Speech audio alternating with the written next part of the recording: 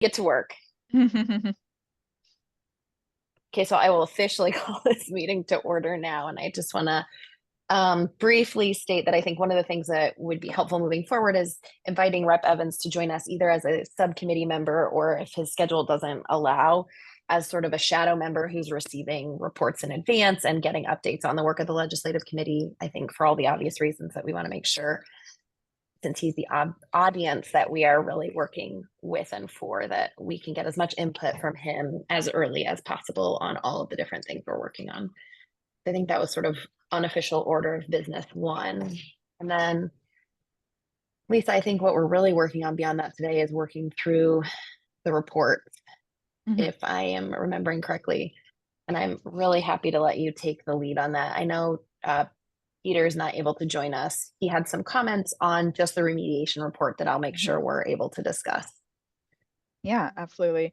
Yeah, well, so we have 4 reports that we're turning in for September legislative days. Those reports are due to the Legislative Fiscal Office on August 26th. I sent out drafts of these reports to this committee's members yesterday. I'm sorry for the late notice. In addition to the unrepresented plan for the governor, we've been relatively busy around here, so I appreciate your leniency on this. I think maybe we'll start with the unrepresented report because I think it's probably the largest and of the most interest. Mhm. I will pull that up, and why don't I share my screen? Um,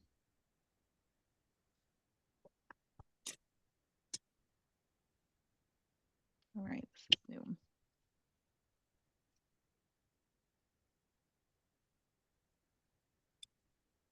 Great, and I will zoom in here. Okay, and a few of you provided feedback, so there are some edits already incorporated, and we'll go over those as well. So again, this report was directed in May when the emergency board requested that us and OJD come and report on the status of the unrepresented crisis, including our pilot programs for our regional offices. And then the judicial crisis plans are being reported on by OJD. And I believe that part of the OJD report is actually in the commission materials for the upcoming commission meeting. Correct me if I'm wrong, Director Campy. So this is our table of contents. Again, the nature of the report, pretty straightforward. There's actually an executive summary that should be in here. I'm gonna pause you real quick, Yep. Lisa.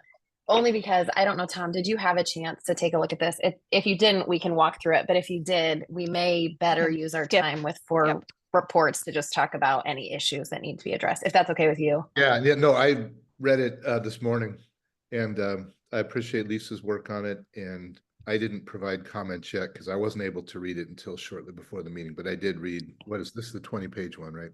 I did read all 4 of them and spent special time with this one. I have a couple thoughts. Yeah, go for it. Oh, I wasn't trying to go first because I don't think I'm the most commenter. But one thought occurred to me. I actually thought the comments by Senator Stallman and Representative Evans were helpful and allowed me to take a step back and sort of think about this the way I would if I had just begun reading such materials. And one question they raised, although it wasn't one of the numbered questions, but it was more in their overview on the first page, was they'd like for us to identify the root causes of the public defender crisis. And given how much money we have to invest and how difficult it is to address the problem, they'd like to see some discussion of root causes. I noticed this report includes a background section, and I think Lisa, you've done a commendable job. It's so thorough. And at one point you talk about how in 2021 the legislature decided to switch to the MAC. yardstick, and that kind of exposed some longstanding problems. But I don't know that we've really addressed the root causes. And I can see why legislators would be interested to know root causes, especially where by some measures we haven't made enough progress in addressing the problems. I just wonder if there's space for a paragraph on that, or maybe where you talk about how in 2021 we expose, I think was your word. Maybe you could do a deeper dive and really address that concern about root causes. I like that idea because Lisa, it gives us an oh, sorry, Jesse, do you want to jump in? Oh, sure. I was going to suggest that we could also take that opportunity to make reference to the reports that did do a deep dive on the root causes, because it has been studied in Oregon in both the Sixth Amendment Center's report from 2019 and the American Bar Association's Oregon study in 2022. And both of those are rather lengthy reports that really flush out the full picture of the root causes. So we could perhaps take an opportunity to mention that the root causes have been studied and refer people to those reports. If I could just jump in a second, I think there's some salesmanship we have to do here, asking for more resources. I think for a legislator to be optimistic that continued investment in, what we propose is worthwhile, I think it's helpful to be, maybe, I don't know, concisely identifying some of the root problems, how the hurdles aren't insurmountable.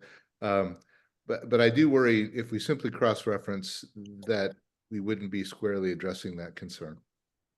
I agree with Tom. I think we can do sort of like even a bulleted summary of what those are, if not a paragraph or two. I think it's a really nice opportunity to discuss part of what we're pushing for, which is sort of, in some ways, the public defense. Like, we keep getting blamed, but we have no control over the inflow or the on switch on a lot of this. And so having an opportunity to share that certainly some of the background around how we got here with the old models, et cetera, but also talking about those bigger causes in terms of charging rates in Oregon and sort of judicial and prosecutorial decisions that continue to make the process continue to make it harder to make progress on alleviating this problem. It could be a good opportunity in terms of salesmanship, both on we really need the funding to change this, and also we really need our system partners to come to the table with us, which I know is a big part of our ask to the governor. So I think it could give us the opportunity to do that. And I do think the two reports you're talking about, Jesse, are really instrumental and helpful. And I think they're so far back in a lot of legislators' minds, and they're so voluminous that it doesn't hurt to kind of give the thumbnail reminder, but also cross-referencing and linking them, of course. And that way, Lisa, you don't have to reinvent the wheel. We should be able to borrow from some of the summaries of that and that have been done in the past. Yeah, I think we could do that. And I may also be able to do it in such a way where it's like these root causes have been identified and these interventions to address those root causes have been implemented. Love that. The workload. Okay. Tom, other thoughts? Oh, I'm just going to keep putting you on the spot. Yeah, I mean, mostly I thought Lisa did a great job, and I just am glad I don't have to write this report. It's really difficult to explain. I can't help but contrast this with the recent media coverage of the money spent on behavioral health, and why aren't there any metrics, and why can't you quantify everything? And when I read that, I'm thinking, yeah, why? And on the other side of that, and it's very difficult. I appreciate how candidly Lisa pointed out, some things you just can't quantify. I mean, how do we know what people would have done absent the incentives, right? Mm-hmm. But I think you're doing a commendable job. The letter did mention, and Addie mentioned again, that we need to huddle with our partners in the criminal justice system. And I just didn't see as much mention of that. I mean, maybe we've done it, but is there a way to memorialize our collaboration with the different partners in the criminal justice system? I do recall seeing that in Senator Solomon and Representative Evans' letter.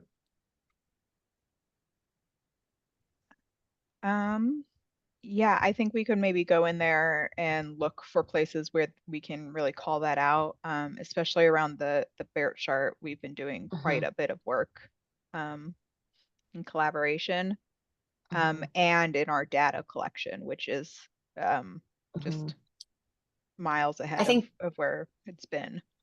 I think both will be important, Lisa. So really highlighting where it's been done and how it's been helpful in a sentence or two. None of this needs to be lengthy, but then also, as Tom was kind of saying, highlighting areas of growth where we're having a hard time to get people to at the table and what those conversations might look like, I think could be really helpful. I thought this was really nicely done. My only kind of concern or area that I wanted to, two little things I want to draw attention to are, it's come up a couple times how we're going to define in custody as a concern. And I think we probably, if folks are open to it, need to start to work towards a working definition. That was a poorly structured sentence, but need to get to a working definition. I think, you know, my comment here is sort of, we can reword this sentence a little better because it's slightly unclear, but I think it's my sense from our conversations that we need to reintroduce a new definition for in custody in a sort of clear way so that we can all be on the same page about what we're talking about. I don't know if we have time to do that in this report, although it makes sense to do so here. And then go ahead, Lisa, sorry. Oh yeah, Talking we right could over you. definitely bring that up here, and I understand. I think this is an example of collaboration with partners. OJD was tracking those in like cross-county holds, and then BERT chart happened, and honestly, I think that their dashboard would have just been too cluttered to track both. So now that's no longer like on their publicly available dashboard. And I think that does a disservice because it is, a significant portion, a third almost of folks who are in these cross-county holds. And the other So- thing that we go ahead. see a lot is that you get folks who are maybe in custody for a different reason, like they are serving a sanction for a post-prison supervision sentence, and then they get held on a minor charge, so that they're getting credit for time served because they're already in the jail. But the minor charge is not the thing that's actually keeping them in custody. It's the post-prison sanction that they're serving. So I think any definition that would be meaningful in terms of prioritization would include that they are in custody because of the charge on which they're unrepresented. That is not something that we have a good way to track in data. That's not something that's differentiated in jail data or OJD's data. But in terms of our prioritization, we are prioritizing getting representation for people who are in custody because of the charge on which they're unrepresented and not for another reason. Maybe the way we want to handle that in this report is to do a pop-out text box that just is like, sort of has this conversation, says in custody, like factors or considerations or prioritization, so that we don't have to sort of come up with a tidy definition, but we're highlighting sort of the complications with the conversation so folks know what they're looking at. I don't know if that makes sense, but I think a little sort of like key, like one has to a map or whatever, might work and make your work less intensive than sort of trying to come to a place where we have something concise, but it gives us a little more space. The other thing I want to talk about, and I don't think we're going to have an answer today, I think we need to start being really ready for the conversation around our state trial offices having 9 attorneys and currently only 260 open cases. I think that's the data I remember off the top of my head, but it's in the chart. I like how we also provided information about sort of the workload and how each of the offices is over 100% of the workload that's expected from them. But it's a pretty shocking sentence to read that we sort of have 9 attorneys and 398 cases. And then if you scroll down to the chart, we only have 237 open cases for 9 attorneys. If I'm sort of misunderstanding, I'm open to that. But I think that as a legislator is gonna cause for some concern, that we want to be thinking about how we either explain or address. I do think it's important to note the number of homicide and sex cases that they have, because those cases take a significant amount of time, and even under the MAC model, they constitute a very high percentage of somebody's MAC. The other thing is that we've been using these folks to address bet chart cases when there is a potential bet chart release, particularly on a charge that would cause a lot of concern for public safety, like a homicide or a sexual abuse case. And as a result, the trial division folks are doing a lot more driving. So we've got the Salem-based attorneys are handling a case in Deschutes County, a couple of very serious cases in Coos County. And so that's something that's different than what our contractors are doing, because our contractors are county specific. So they don't have that same amount of driving that's associated with their workload. I think that I think then we can spell some of that out. Like, I think that's really helpful context. So it's okay to talk about sort of like bringing people's attention to the fact that there are 15 homicide and sex cases, as well as sort of 45 high level felonies, and then talking a little bit about the batting cleanup that you're describing in terms of driving and the time that takes. I'm not sure it gets us all the way there, so I want us to keep thinking about it, but I do think it's really helpful to provide that information, because I don't think it's going to jump out at folks who aren't as versed in some of this. And I think that's part of the puzzle here. And we have some really great data work on the trial division. And I believe one of the charts is kind of like a bar chart, but it's for each attorney. And it shows like the number of, it's sort of this graph. So it like shows how many of those high level and mid-level felonies and the murder and sex cases are being taken and how those are weighted. So I could look at that and see if it would be something we could include. I'd want to de-identify it. So, Of course. Yeah. And I think, I'm not sure it says so in this report, but I know in other reports or in other conversations we've had, we've really talked about how the hope is for the trial office to sort of take on more of these more risk, more of the bet chart, et cetera. I think we just want to be really explicit about that if that's the case. Yeah. Other than that, I thought this report was really tidy, really well done. It nicely sort of coalesces with the letter to the governor. I think it does address quite a few of the comments in the letter we got from the chairs. Okay, I would like to go over, because this is the thing that was kind of added or added upon because of the letter. And that's this budget and the program outcomes. First of all, the actuals are coming and we should have those in by the time of the commission meeting for submission. And I tried to provide kind of a little bit of context. I think the issue here is the legislature and us, until kind of a subsection like our budget shop specifically, have different views of what an unrepresented program is, right? Like in the budget world, you're specifically tagging something as like, oh, this came for an unrepresented cause, so this is part of the unrepresented budget, and it's, tagged as a FIP budget or whatever it is. And I think the legislature feels that almost all of the investments that they've made in the agency are unrepresented investments. So like additional MAC, even when it's not saying this is specifically for, because they've given us MAC, like this 10 additional was for a caseload spa. They gave us some MAC specifically for the unrepresented numbers in Multnomah, Washington, and Marion down here. But there's times where, they're increasing our MAC, and I think they could definitely make the argument of like, we wouldn't have given you this additional MAC if it weren't for the unrepresented crisis.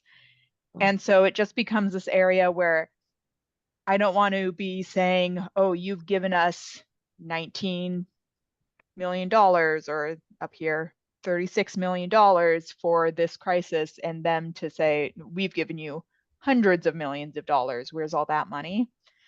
And so I just kind of wanted your guys' input on this. I think we've done a fairly good job of going through all of the budget reports and all of the allocations and really identifying things that said, unrepresented specifically, or unexpected cases. So I think, and I'm candid, I didn't pay as much attention to this as maybe I should have on the other pieces, because I didn't understand what was happening, but I get it now. And I think to the extent that we can, we just want to explain exactly that. I think we want to say, we've gone through and we've pulled everything that was sort of specifically marked with a budget note for the unrepresented crisis, or with an understanding that it was for the unrepresented crisis. We also understand that it's the expectation of the legislature. Is this a paragraph that says exactly what I'm saying? No, this is more about quantifiable results. Okay. I think this is, and maybe I just need to expand this. Yeah, that's what I think, is to just okay. say exactly what you're worried about. I don't think we need to be cagey. We can just be really transparent. This is how we put this chart together. We also recognize that other funding from other sources is being used, and give a couple of examples of how that happens. And I think, one of the things you can do between now and then, if we want to sort of get extra credit, is run this by board in early and say, this is what we were thinking. This is how we interpreted this question. Is this going to meet your expectations? If we leave a note that says, we of course are also allocating, are all hands on deck here with putting everything towards this, but this is the targeted funding. Does that feel like a good idea, bad idea? Do others have thoughts on doing it that way? I think that's a good idea. We are planning on meeting with LFO on Tuesday, so Great. We have an opportunity to do that soon. I think that's good. I think I recognize those conversations can be challenging, but I really think the more we can work towards a practice of sort of informal communication supplementing the formal communication of these notes, the easier things will start to become for us, because we'll be able to actually get them what they want at the right time, instead of then getting up the follow-up questions and having to come back. I know we all already know that, but I'm just here to sort of state the obvious for the record, I guess. I like that approach. I have nothing to add. That's a good idea. Great. So I'm comfortable with these tweaks, sending this one on to the rest of the commission. Tom, do you feel comfortable with that? Yes. And again, Lisa, thank you for all your hard work. This seems like a big project, and I appreciate. Yeah, we're almost out of the 5 reports every e-board posture, so that's at least kind of exciting. Let's go ahead and share the executive transition report. Great.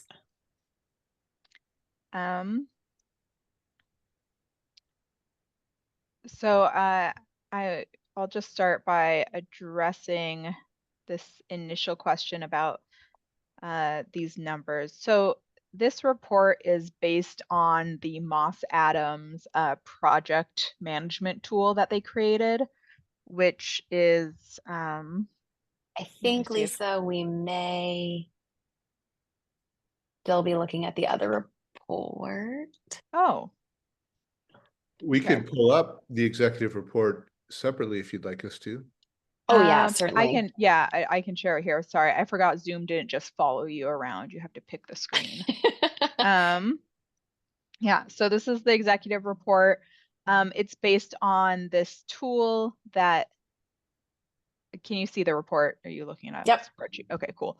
It's Perfect based pivot. on the Nice work. tool that Moss Adams put together for us, which is kind of like an interactive spreadsheet where managers are able to go in and input like where they're at in a task and the percentage, and then that all rolls up into this overview spreadsheet that you're looking at right now, this graph.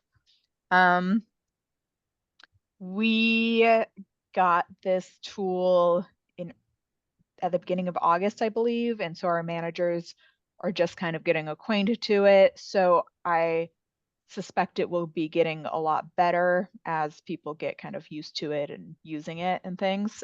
So I will go through. I see that the totals are not totaling correctly, so I'll take a look at that. That was my only real question is Okay. the numbers don't add up. Mm-hmm. So however we get to the sort of like on track, at risk, Let me off just track, explain it. Okay. whatever the difference is between that and 380, if we can just Mhm. explain why that is. Got it. And Um, I think that's likely because things haven't been marked correctly in the spreadsheet. So I'll take a look at that. I also hope to be able to attach a version of the actual spreadsheet to this report where they could see all 380 tasks that have to go into things, and kind of where each task is at. Because when we go down here, like these, so all of these tasks, they have subtasks, and that's how we get up to Okay. the 380 number. So And that makes sense too. I yeah. think we just want to say that somewhere because as sort of a Mhm. detail person, I was Got like, it. well, What are we're you supposed to talking have about? all of these that are off or these aren't complete or whatever. This definitely isn't 380. My guess was they have subtasks, but I think we just Yeah. need to say that whatever is Okay. captured here is the, category of task to be completed. Got And it. if we have a number for however many of these sort of, as someone who's done a lot of strategic plans, like these look like objectives and then there's action steps under them, whatever you want to call them. So people Mhm. can just understand we're not hiding the ball. I think one of the things we're combating with the legislature is they think that we're trying to be sneaky, and I don't think we are here. So I just want us to be really clear about it. And I know there will also be an addendum that provides everything. So in that Mhm. sentence, you might just say, as you can see from the addendum, these are the objectives, each of which has a number of action steps under it. In order to create a more approachable report, we are only reporting the objectives here. Please see the addendum. That was not well stated, but you get the idea. Yeah. Okay, great. I will add that context. Other than that, are there any major issues that stood out to folks? I think I want to procurement is flag one one more of those sort of optics things I'm worried about. I think it is known that we're struggling as an agency. I think people know we have room to grow. I'm a little concerned with how we're leaving money on the table here and why we aren't pulling down sort of the full amount of the SPA, especially because sort of the only red note in here in terms of not happening is hiring a project manager for this. And so again, as someone sort of reading the report who isn't in the midst of this every day, the way the two of you are, we've left a lot of money on the table that might be helpful, and a couple things that might be helpful, noting that we have sort of 4 months left in this transition and 200 steps left, is to have 1 or 2 folks who are really managing this. So I might be putting all the puzzle pieces together wrong, but I think that's a pretty reasonable conclusion for an objective reader to come to. And I want us to talk about it today a little bit and then see if we need to address it in the report. I know I often have overly simplistic views of things, but I think that's what we should be ready for with outside readers. Yeah, I would understand. Yeah, Director Camphy, I think might be best to talk about that. Yeah, jump in. No, I don't disagree. Some of the things that we've asked for against that executive SPA are positions that we'll need when we are in the executive branch, particularly positions within our IT space and I believe we're making a request as part of our reorganization to separate out our CAP division from our procurement staff so that we look more like a regular executive branch agency. So most of those requests that we've made so far have been staffing related requests. Is there a suggestion in what you're saying, Addie, in terms of Sure. what we should be asking for, or I think that's, yeah, it's a great question. I mean, I think I like how you're being solution oriented. I feel like you're doing what I do to everyone all the time, and now I'm in the hot seat, so I appreciate it. I mean, I think we either need to explain why we're leaving this much money on the table and what we haven't needed, or we need to talk about, I think if you scroll down a little bit, Lisa, so you can see that bright red box that really stands out. It seems like there must be a reason that this is on hold. Sort of getting the executive project manager in and working and doing things and what that's going to take. So I think we want to connect some of the dots on that. And then to the extent that the agency needs to be in a place where it is administratively solid, and more staff or resources would help with that. So it is sort of related to the transition in that we don't want to transition in a place of imbalance. I think we should be thinking about what staff would help you or what resources would help you get the agency into a place where in 4 months the transition can be as seamless as possible. And I think we can sort of try at least to justify that as a way to use the funds. Does that make sense? I guess I don't know exactly what that looks like, but I'm sort of like, why aren't we spending this money that we have when we know that a common term used for our agency right now is sort of like dumpster fire, which I know isn't a hyperbolic expression, but I want us to be taking advantage of all the resources at our fingertips and thinking creatively about them. And if we're not, I want us to have a really airtight answer about why we're not, because I think the general assumption is going to be, if you need more things to get right-sized and aligned, let's do it. I agree. And we do have some requests against the SPA in the e-board letters. So there is requests around the reorganization of the agency and positions specifically to separate that procurement function from the CAP compliance function. And then I believe there's an IT position request, although I'm not 100% sure about that. And then there is a money for a class comp study so that we can have that done, which would be meeting a governor expectation when we go over. So we can relook at the e-board requests and where they align with this executive branch transition piece. And is there a project manager on his, her, or their way in, and it's just on hold because we're behind on getting them in? Is that not something you think you need? Is that, would a second person to tag team this? It's something that we need, and it is not a position that has been filled right now. So we had somebody leave that position and we have not been able to fill it. So it may even be helpful, Lisa, in the entree to the section where we do have those 2 red flags, to be candid about what happened there, which is this is currently on hold because the individual who was in this position has moved on, or however you want to say it. And if you are making any efforts to rehire that position, if the job is posted, if you're reaching out to people, whatever it looks like, I would want to put that in there. And then I guess my sort of like supportive invitation, I think it's sounding more like I'm holding your feet to the fire, but it is genuinely a supportive invitation, is if there are more things that you need that we can be spending and making the argument that that $3.5 million can be used for, I'm really happy to support, hear them, think about how to angle for them, make sure we're using all the resources available to us at this time to get as many of the people, items, whatever available to you to help make this transition smooth. And I suspect the governor's office would also support that, because I know their hope is to sort of come in with things as in line as possible.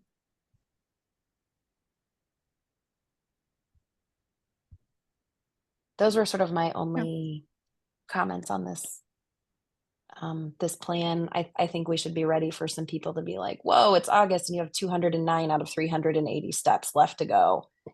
That makes us nervous. Could I ask Not that you all aren't staying awake late at night, thinking about that also, already thinking about that also, but sorry, Tom, go ahead. I was just going to ask a question. So at various points in this report, it notes that we're a special type of agency that doesn't necessarily have to comply with all these protocols, the executive branch. And then we say, but we're going to. And I just wonder, forgive me if I've not been attentive enough to a prior discussion on that point, or maybe this just is an obvious call that I shouldn't question, but is it necessary that we abide by all the rules for executive agencies, even though if I read the notations correctly, sometimes we're not bound by those rules? I mean, we do have the argument we should be more independent, but I wonder. Right now, as a judicial branch agency, we are not bound by the rules. The majority of them we will be bound by once we go to the executive branch. We do have an exception or an exemption from 240 as it applies to our human resources. But that's really the only carve out that we have. The rest of it would be binding on us. Did I read correctly that even though we could be exempted from 240, we're still going to follow its requirements? Yeah, we're trying to adopt best practices, and many of which are reflected in 240. So we want to try to align as much as possible, but that is probably a little bit less mission critical because it's not binding on us in the way that some of the other expectations will be. Thank you. That was helpful.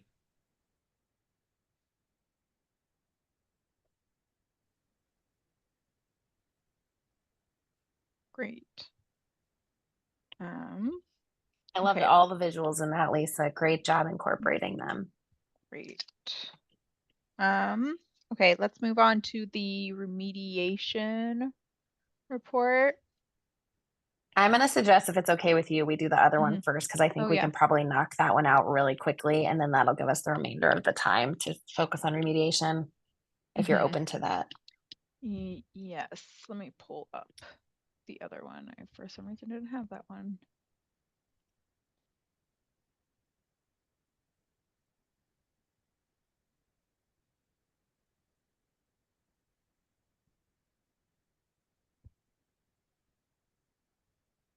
Okay.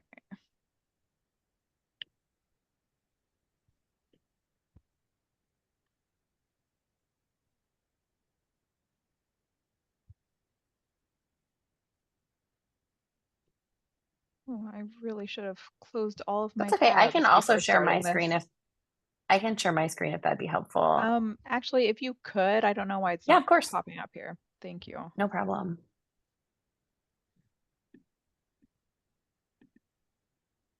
So this is just the FCMS.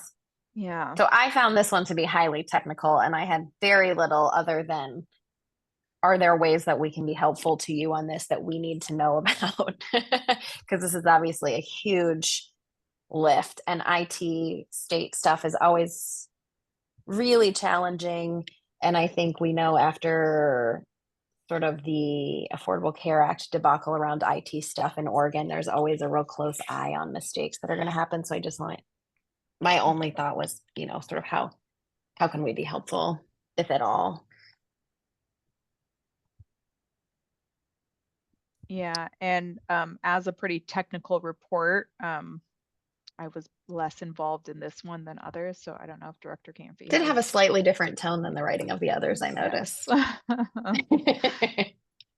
We are working really collaboratively to move through this body of work. And so we're getting support from the Department of Justice on like the legal sufficiency review pieces of things. We're getting support from EIS on the stage gate process and making sure that we've got all of the articles together. We have 2 project managers, 2 business analysts. This is the primary focus of work that our chief information officer is tackling, steering committees, governance committees. So I don't think that we need anything special from the commission right now to help move this forward. I think it's a pretty well-resourced project in terms of having the right people at the table to get things to move. We want to make sure our commission is really aware of what's happening with this work because it is such critical infrastructure for the agency, and we want to make sure that we're sharing and communicating that out not only to you all but also to the legislature. So I don't think we really need anything right now, but we'll come to you if we need help. It feels like based on that, the one thing I might add in here, Lisa, if you're open to it, is it sounds like part of what's helpful here is you have established strong staff and strong coordination with other agencies. And since that's something we're trying to build in other areas of the work that we're doing, we may want to highlight it here and how it's created sort of a more effective we don't need to say more, but a very effective project plan, project implementation plan, and sort of like driven towards this in a meaningful way. So kind of an example of what happens when we get everyone to the table thoughtfully and we get the right staff in place, and evidence that sort of OPDS does have the capability and the ability to do these types of high level projects in a really thoughtful and great way. Mm-hmm. Take the win on the success is what I'm trying to say, and really Yeah. capitalize on that. We don't have many of those opportunities, although we're working towards more of them, of course. Mm-hmm. Yeah, I can do that. And I think it might and be nice maybe for you to write that in your words and your Yeah. tone, which is less technical here in I the was just introduction. thinking that the executive summary could maybe be overhauled to be a bit more conversational rather than technical. Although I do think these FCMS reports are, I think technical folks are reading them. So Yes. I think it is okay. I think that having a some lot it of the is report more. be very technical is important, Mhm. but I want to make sure that any of our legislative partners that sort of pick this up, we know Mhm. they're most likely to just read the executive summary Mhm. anyway. So I think it's perfectly okay to add a couple paragraphs that are a little more conversational to the executive summary that sort of translates this the way that the director just did, in a sort of like, we're actually in really good shape. We have a lot of great collaboration happening. We have a lot of great staff on this project and we're meeting our mark. Great. Makes Yep. some sense. We can do that. Okay, cool. Tom, did I miss anything you wanted to add on this one? Did you get No, I really deep in the shared- nitty gritty? No, I share your reaction. It seemed highly technical to me, so it was harder for me to make comments. But I like your addition. That makes sense. All right, Lisa, now we can move on to the Great. remediation plan. Thank you for humoring me. No, that's with me. All right, remediation 4.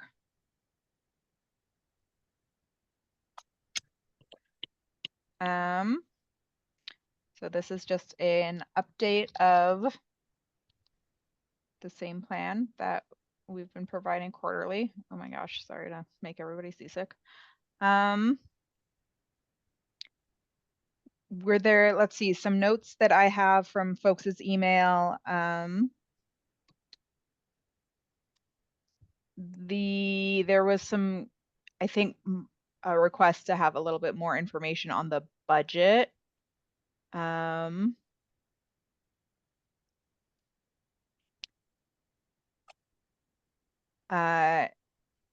So right now this is showing, a positive variance of 24 million, but maybe it's not very clear. Maybe this needs either some context or more information within the chart. I'm not sure what others think.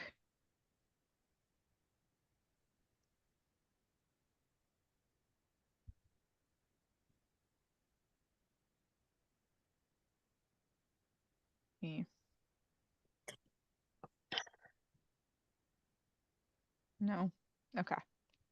I mean, I think it sort of meets the mark. I think we're in a little bit of the same place where I'm going to be broken recordy, which I'm so glad we're so fiscally responsible. And I think we're going to have to keep thinking about how we're going to answer to the fact that we're both asking for more money, having not spent the money that we have, and we're sort of in a position of crisis and we're not spending all the money we have. And I know there are oftentimes reasons for that, but I think at first blush we can expect sort of some confusion around that. And It's not responsive to your question, so I no, apologize. absolutely. But I also think this ties into our THIP request that we're making to eBoard. We're going to be using some of the savings within the agency. Yeah. Specifically, CME has some significant savings that they were going to transfer. So yeah, I will check in with Ralph again to see if we need to update anything on this. Or maybe I will add a paragraph about, like, you know, this does not include the September emergency board requests. That'd be good. Okay. I think so too. Great. Any other questions about the remediation plan overall? So should we check through some of Peter's questions to start us off? Does that feel okay to you? Yes. So I can also pull them up. I was juggling through. His first question was just some missing words that I need to check on. And then page 5, he was hoping we could do year-over-year data. So if he's referring specifically to this chart, I believe the answer is we definitely couldn't recreate the MAC utilization rate because in the last contract cycle we didn't have specific start enough. and end. We added this Yeah. contract cycle, we added start and end dates for attorneys. And that information is the thing that has allowed us to prorate MAC in our data. So we cannot, looking at the last contract cycle to this contract cycle, there's a lot of data that we cannot compare because we just weren't collecting it until July of 2023. And I would need to ask our data team if we would be able to show like these numbers up here from the previous biennia. That seems more likely that something we would have, but I have not asked yet.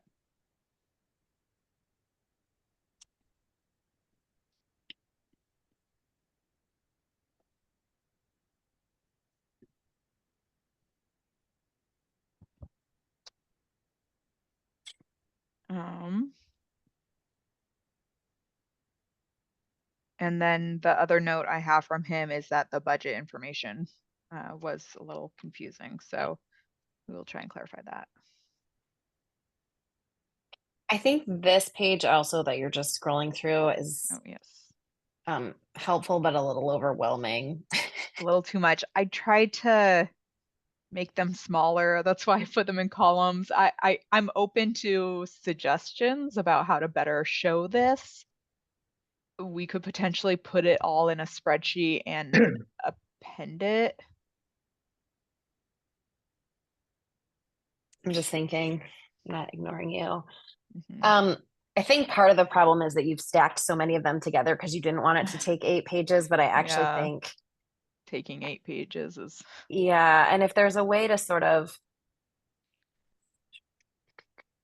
I think we may just need to take the time and space to lay each of them out, and we may need to provide. Oh, that does not help. I was thinking. Do you like it in this column form, or would it be better as like a pie chart? That's what I was thinking. I think something more visual is going to be better. If we're going to have so many of them, I think graphs, pie charts, whatever, might better communicate the information visually. And if you want to have all of these broken down with exact numbers like this in an appendices, that might be better.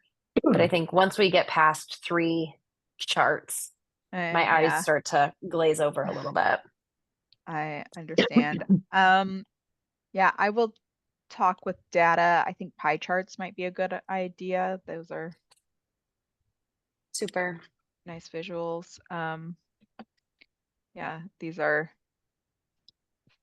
photos of graphs they sent me, so I don't have a lot of ability to mess with them right now. But okay, I will check on that. And then I think Peter wants us to talk a little bit about, and this actually may be addressed by some of Tom's comments earlier, which is sort of like, or maybe not, sort of why switching to the Mac has had such an effect on things. And we do mention it. I think you and I, Lisa, crafted some language around the Mac for the governor's letter that you've used 3 or 4 times, which I think is just really beautifully written. So it makes sense that you would use it over and over. Yeah. But I do think this is an area where the board is a little confused. I think I know the last full board meeting, our judge was kind of confused about why we're using the Mac and what it means. So I might just use this as an opportunity to say, could be helpful to add to a full board agenda, like a 10-minute revisit of the Mac, where it came from and what it does, to get everybody on the same page. If folks are open to that suggestion, and then making sure that we're sort of, maybe this is an area for another one of those pop out text boxes that talks about what the breakdown is in a little bit more specificity, so that you can understand the numbers you're looking at above. Because I think, for example, we talk a lot about how it's 300 misdemeanors, which is a good reference point for folks really familiar with what a misdemeanor is in the criminal justice system, but it doesn't give us, for example, what it looks like when we're talking about sex offenses or murder. So just I don't know, an idea. Would it be helpful if I added the little chart that shows what like one Mac in each category is? Okay. I think so. With a sentence or two that entrees folks who are not criminal practitioners into what they're looking at. I like that idea. Okay.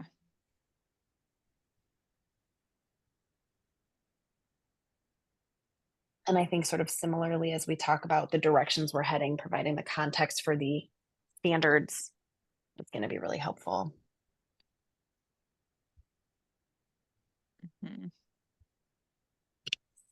Okay. Other thoughts on the remediation plan? So I know we have a little bit more time, but I don't want to take too much of people's. It's August after all. I do want to say, Lisa, I think our plan, just so we can talk about it a little bit openly, to address the letter from Rep. Evans and Rep. Solomon, is to recognize that virtually every question they asked, we are already providing an answer to in one of these reports. And so, correct me if I'm wrong, but we were sort of thinking about sending a response, not only having sort of a meeting with John Borden and discussing the questions and their context, we better understand them. But we were sort of thinking of responding with a little bit of these are all great questions, and here is where you can find the answers to them in the large number of reports that we have written at your request for these purposes. Is that still the tactic we think we might take? And certainly, Tom, if you have thoughts on whether that's a good idea or not, I would be open to hearing them. So that letter, the response is due today, and we've been working on crafting a response. We have not had an opportunity to have a conversation with either LFO or the co-chairs of Public Safety Ways and Means leading up to that response. Okay. Summer schedules are challenging for folks, and So hard. A chance to coordinate. We are looking at having a meeting with the co-chairs in early September, before September legislative days. The sort of context of the response right now is talking about the root causes of the public defense system being well documented in earlier reports and cross-referencing those reports. Talking about the transparent process that the legislative subcommittee really used to create a plan that was specific to the governor's request, which was Lovely. a very targeted and narrowly focused request. and then a paragraph letting them know that the questions they're asking are timely because they're coming, the answers to it is coming in these legislative reports. There were then 6 sort of specific questions that they asked. And we are balancing right now how much to reference to commission meeting materials for some of this stuff maybe, and how much to reference directly to the reports, because there are some pieces of this that have been discussed with the commission for a period of time in our commission meetings, or are the subject of commission meeting materials that you all will have in front of you in August that are not necessarily in the reports. So we've just been trying to balance between not wanting to refer them all over the place and have it be very scattershot, but wanting to make sure that they know where to locate the information. I mean, that's fine that's from my perspective. I think that sounds just fine. I think obviously the more that we can reference to materials that are or have been directly delivered to them, the better the communication. But to the extent that there are other pieces that provide that information and we can sort of give the 2 sentences of what the answer is and then refer to those other pieces, obviously that makes sense to me. Okay, I think I was leaning on the commission meeting materials in part because Rep. Evans is a member of our commission, so he would have Absolutely. access to those materials, or he does have access to those materials. But it's true that in terms of Senator Solomon and LFO, it may be more helpful to reference materials that are specifically provided to the legislature. Yeah, and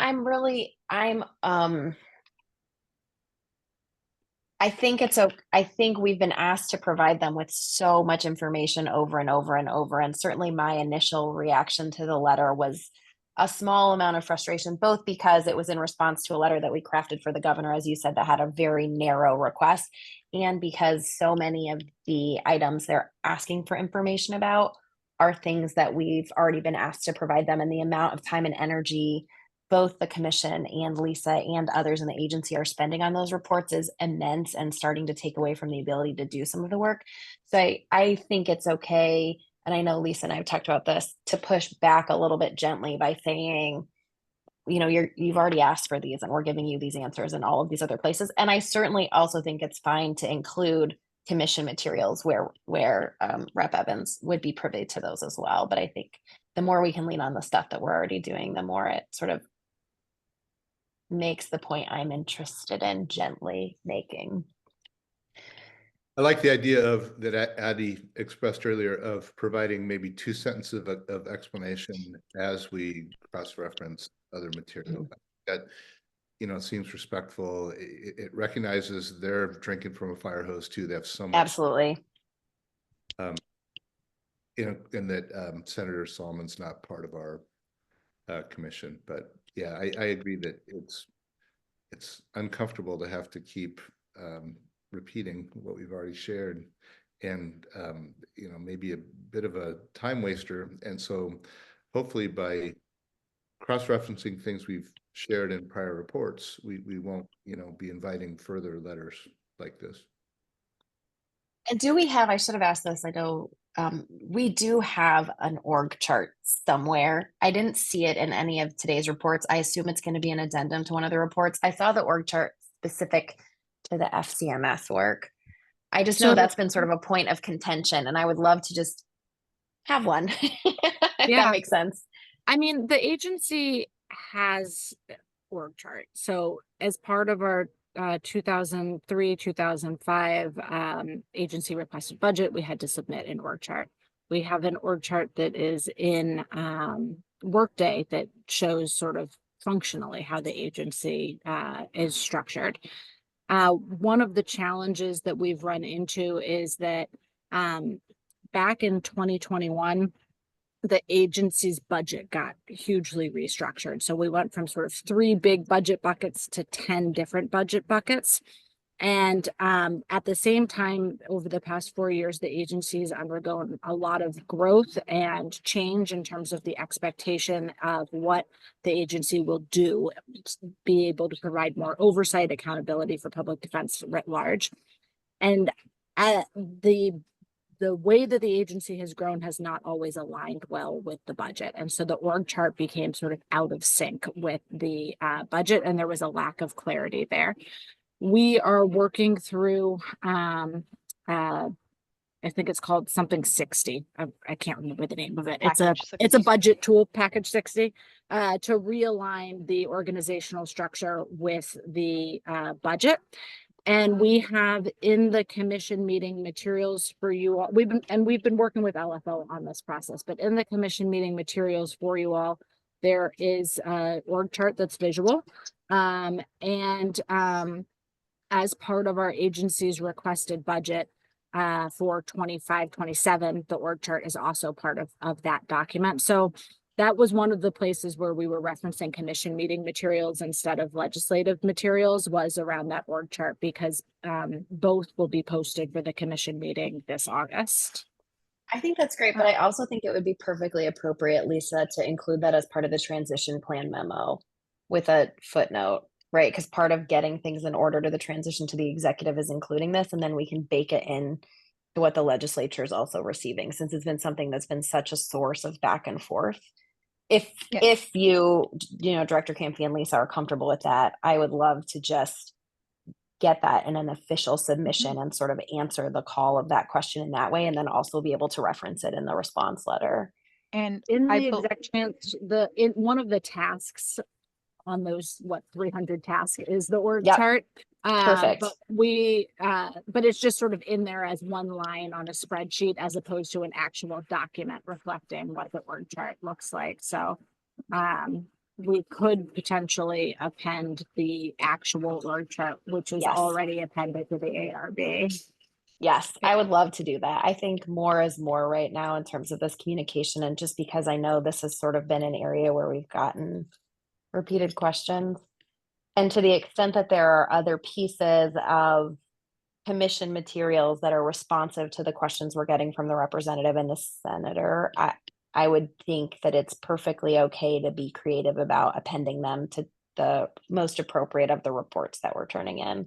I think we're getting the sense that really more is more right now. And so that's just my suggestion. I'm open to pushback always. Go ahead, Lisa. I think appending it to either the executive transition or the remediation plan would be fine. But I'll also say the e-board request for the organizational structure includes the org chart and walks them through all of the changes we're making, like literally on a case by case, like any position that is moving is accounted for. We may just do both as overkill if you're open to it, but certainly reference to both also. I love the idea of pointing to the e-board materials that we've turned in. Yeah. Excuse me, something's come up that requires me to get off this call. I hope you have a great weekend. No problem. I think we're all set. Yeah. Thanks, Tom, for making time. I know August is hard. Of course. Jesse and Lisa, you might want to just check Oregon Live. Something went up right before noon about OPDC. Thank you. Great. Thanks.